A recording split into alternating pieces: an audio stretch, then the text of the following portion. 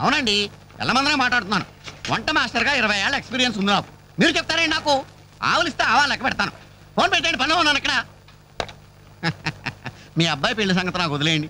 మొన్నటికి మొన్న మీ అమ్మాయి పెళ్లికి నేను పెట్టిన భోజనం తిని మీ నాన్నగారు ఏమన్నారో తెలుసా? ఒరే ఎల్లమందా, నువ్వు పెట్టిన పెళ్లి భోజనం నాకు చచ్చేదాకా గుర్తుంటుందిరా అన్నారు. పాప మర్నాడే ఆయన పోయాడు.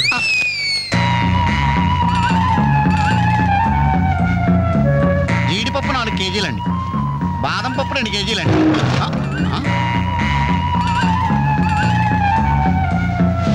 మీరు భయపడకండి.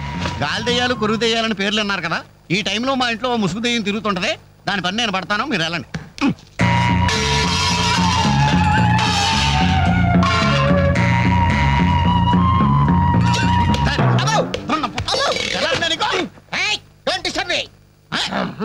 ఇంగ్లీష్ ఒకటి మళ్ళీ ఏంటంటే వాడు అన్యాయంగా కొడుతున్నారు. ఏమంటే తెల్లారి 11 గంటలకు నిద్ర లేచాడు, పళ్ళు తోముకోవడం, తిండికి ఎక్కబడ్డాడు.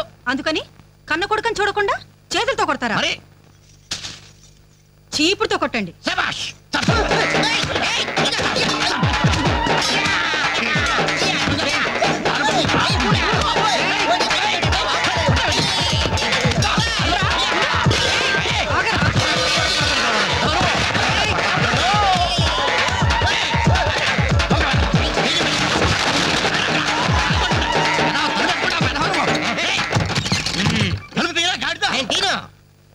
పొయ్యి మీద పాలు పెట్టాను రా, తలుపు తీరా. అలాగే.